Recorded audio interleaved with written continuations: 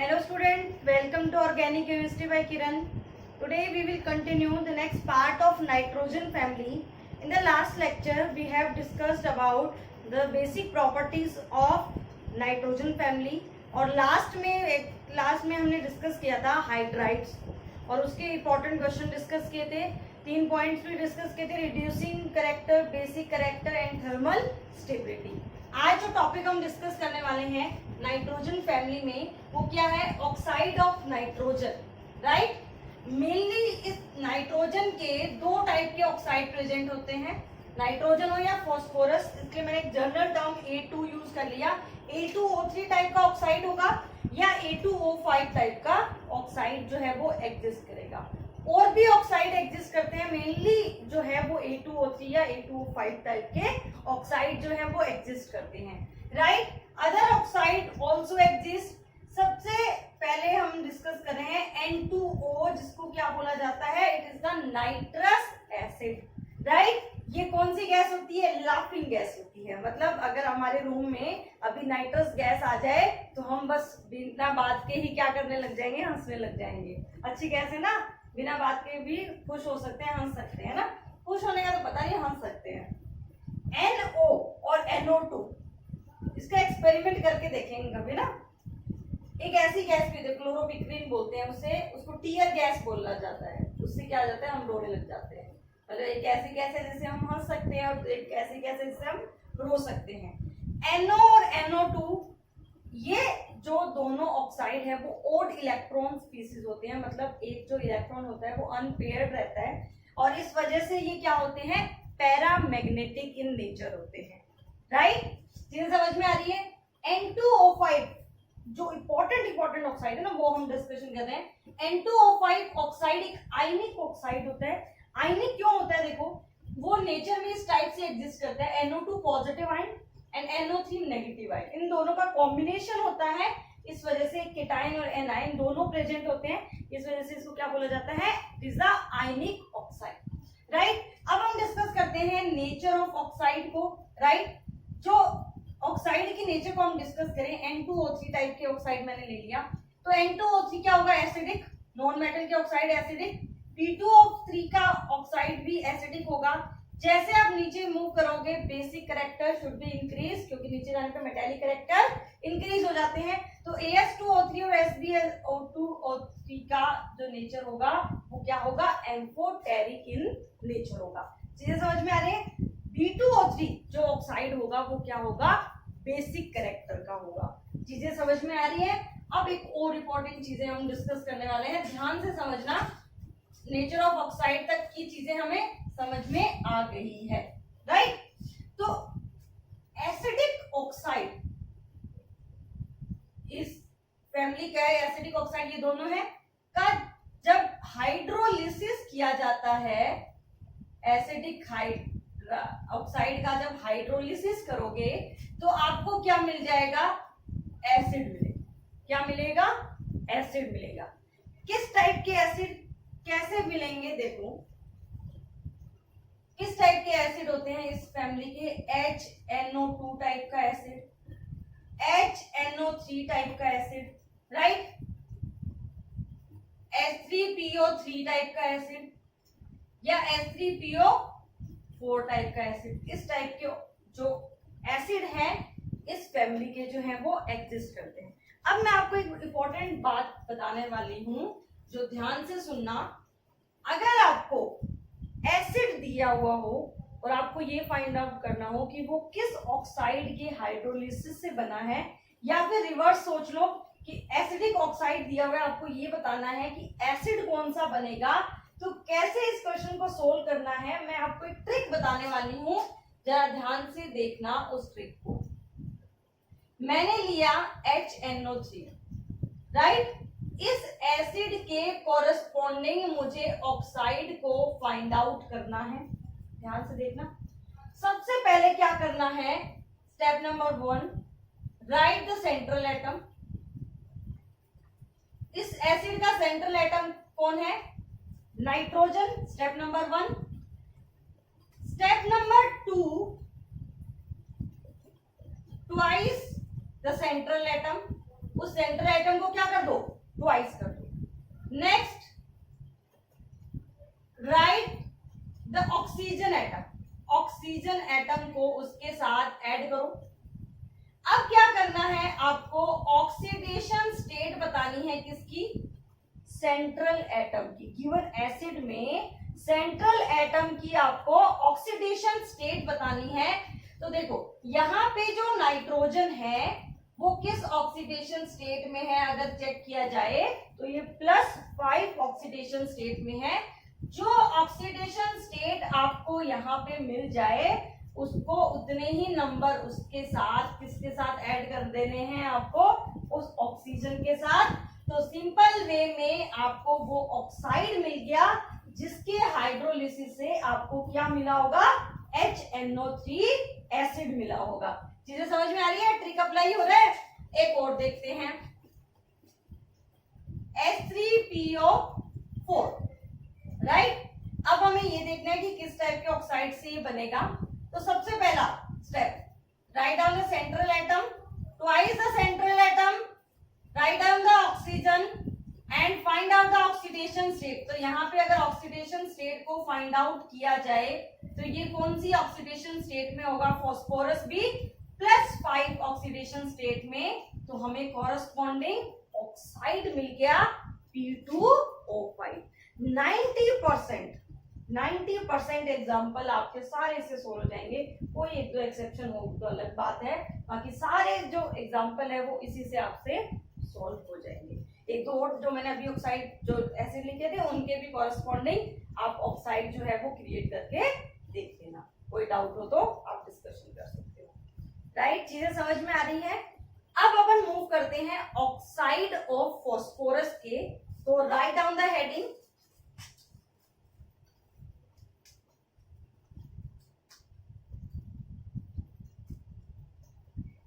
Oxide of phosphorus. Phosphorus के oxide हम discuss करने वाले हैं। मेनली जो फॉस्फोरस के ऑक्साइड है वो किस टाइप के होंगे, या तो P2O5 या होंगे वो P2O3। अभी बताया था मैंने जर्नल आपको। इनकी क्या प्रॉपर्टी होती है, ये दोनों टाइप के जो ऑक्साइड होते हैं उनका नेचर में डाइमराइजेशन हो जाता है। ये डाइमर के फॉर्म में एग्जिस्ट करते हैं। राइट, ये क्या करते हैं, डाइमर के फॉर्म में एग्जिस्ट करते हैं। मतलब ये तो बन जाता है P4O10 और ये बन जाता है P4O6 के फॉर्म में एग्जिस्ट करते हैं। नेचर में क्या होंगे, या तो P4O10 होगा या P4O6 होगा। राइट, अब हमें क्या करना है, इनकी स्ट्रक्चर को डिस्कस करना है। तो 1 बाय 1 हम स्ट्रक्चर को डिस्कस करते हैं। पहले कुछ इंपॉर्टेंट चीजें बताती हूँ। इनकी जो स्ट्रक्चर होगी इसमें फॉस्फोरस एटम sp3 हाइब्रिड होता है। राइट, ये कुछ चीजें बता रही हूँ मैं आपको। और इनकी जो स्ट्रक्चर है वो एडमेंटेन टाइप की होती है। एडमेंटेन स्ट्रक्चर आपने ऑर्गेनिक में देखी होगी, उस टाइप की स्ट्रक्चर होती है। मैं दोनों टाइप की आपको स्ट्रक्चर दिखाऊंगा। मतलब एक सिंपल वे में हमें बनानी आनी चाहिए और एडमेंटेन मतलब एक्चुअल में वो एडमेंटेन जैसा दिखेगा। दोनों टाइप की स्ट्रक्चर बनानी आनी चाहिए। मैं आपको सिखाती हूँ, बहुत ही सिंपल है, कुछ भी टफ नहीं है। अपन लेते हैं सबसे पहले P4O10। राइट, सबसे पहले क्या करो, 4 जो है आपके फॉस्फोरस को लिख लो। राइट, अब क्या करना है, सारे जो फॉस्फोरस है उनको ऑक्सीजन से कनेक्ट कर दो। ये ऑक्सीजन से इस तरह से कनेक्ट हो गया, ये इस तरह से कनेक्ट हो गया, ये इससे कनेक्ट हो गया, ये इससे कनेक्ट हो गया। इस फॉस्फोरस को इससे कनेक्ट कर दिया, इस फॉस्फोरस को इससे कनेक्ट कर दिया। हो गया कनेक्शन। अब देखो कितनी ऑक्सीजन आपने यूज कर ली, 1 2 3 4 5 6 ऑक्सीजन आपने ऑलरेडी यूज कर ली। आपके पास रिमेनिंग 4। तो देखो क्या करना है, इस तरह से ये, इस तरह से ये, इस तरह से ये और इस तरह से ये आपकी स्ट्रक्चर सिंपली किसकी बन गई, P4O10 की स्ट्रक्चर। कितना सिंपल है, देखो याद करना स्ट्रक्चर को। एडमेंटेन टाइप की स्ट्रक्चर क्या होती है, इस टाइप से वो फॉस्फोरस को ना अपन थोड़ा सा स्ट्रक्चर वाइज थोड़ा सा इस तरह से कर देते हैं। ये ऐसे ऑक्सीजन थोड़ा सा ऐसे घुमा के, यहाँ पे ऑक्सीजन, यहाँ ऑक्सीजन, और ये इस तरह की शेप में दिखते हैं। बस होती वैसी स्ट्रक्चर है, कोई ज्यादा डिफरेंस नहीं है। बस याद रखना एडमेंटेन टाइप की जो स्ट्रक्चर है वो एग्जिस्ट करती है। अब डिस्कस करते हैं P4O6 की। अब देखो मेरे साथ साथ आप बताते जाओ, बनाते जाओ। फोस्फोरस फोस्फोरस फोस्फोरस, क्या करना है, सबसे पहले ऑक्सीजन को ऐड करना है, कर दिया। ये सारे कनेक्ट कर दो, ये हो गए कनेक्ट, ये देखो हो गए कनेक्ट। क्या 4 फोस्फोरस हो गए? हो गए। क्या ऑक्सीजन कितने हुए ये काउंट करते हैं, 1 2 3 4 5 6, तो कंप्लीट हो गया हमारे तो स्ट्रक्चर, हमें और कुछ ऐड करने की रिक्वायरमेंट ही नहीं है। तो ये हमारा क्या बन गया, P4O10 एंड P4O6। अब कोई भी मतलब आपसे अगर ये स्ट्रक्चर आती है ना, तो आप कुछ भी आप इसमें फाइंड आउट कर सकते हैं। आपसे पूछ लिया जा सकता है कितने P बॉन्ड है, राइट। ये तो आपको पता ही है कि फोस्फोरस जो है वो कौन सा हाइब्रिड है, sp3 हाइब्रिड है, राइट। तो स्ट्रक्चर अगर आपको याद है तो स्ट्रक्चर के बेस पे कैसा भी क्वेश्चन आए आप आराम से उसको इजीली सॉल्व कर सकते हो, राइट। अब हम मूव करते हैं नेक्स्ट पार्ट पे, वो क्या है, oxo acid of nitrogen and phosphorus. तो राइट डाउन द हेडिंग,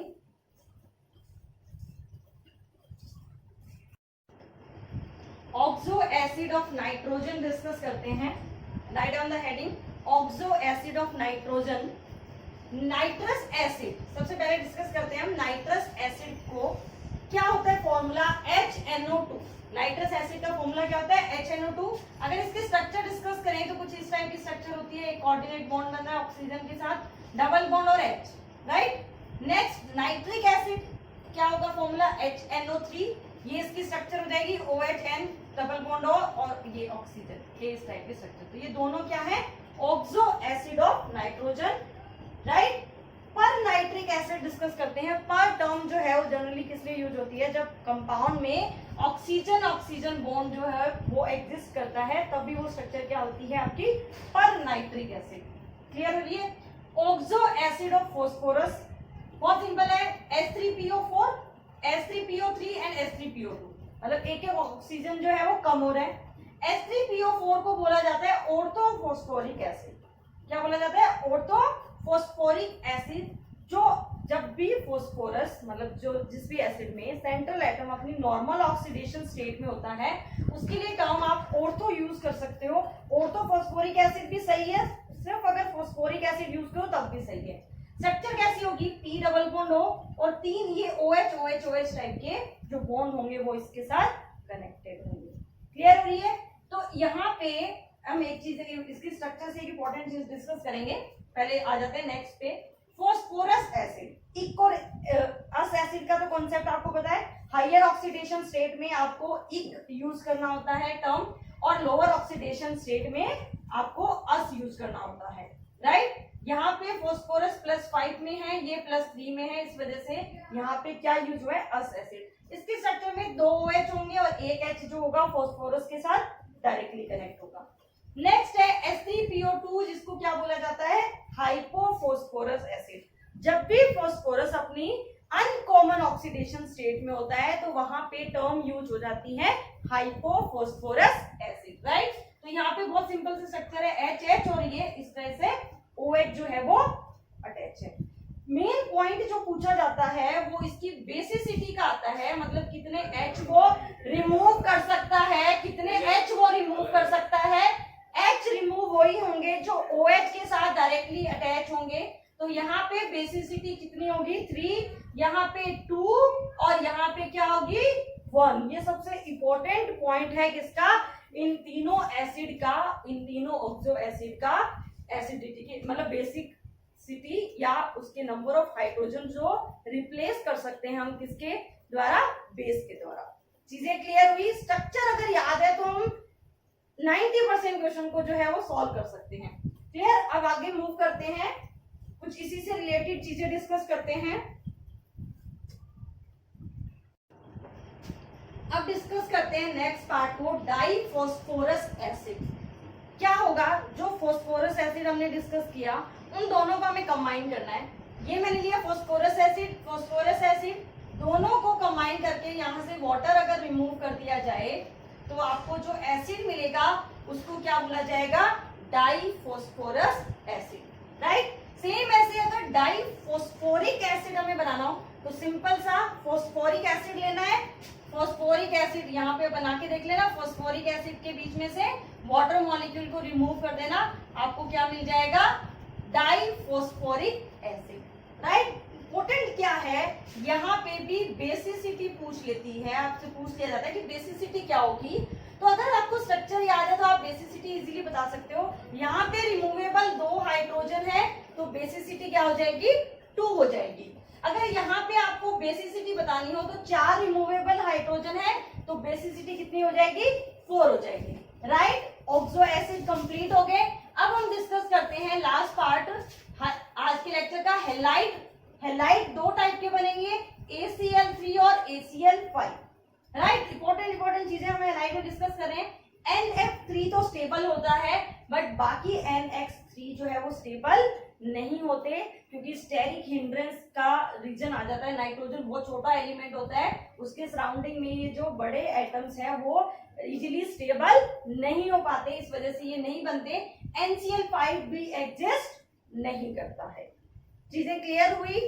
तो हमने सारा जो पार्ट था वो डिस्कस कर लिया। अच्छे से रिवाइज करते हुए चलो, boron family, carbon family, nitrogen family पूरा रिवाइज करते हुए चलो। ऐसे नहीं कि आज आपने बोरोन फैमिली कब पढ़ा था उसके बाद आपने रिवाइज ही नहीं किया। डेली रिवाइज करो उसको, अच्छे से रिवाइज। डेली आप अगर रिवीजन करोगे तो आपको ये इतना बड़ा नहीं लगेगा पीपलो। डेली रिवाइज किया करो। कोई भी डाउट हो तो आप टेलीग्राम पे भी डिस्कस कर सकते हो, और यहाँ पे भी अगर कमेंट बॉक्स में आपको डालना हो तो आप डाल सकते हो। Okay, all the best, bye.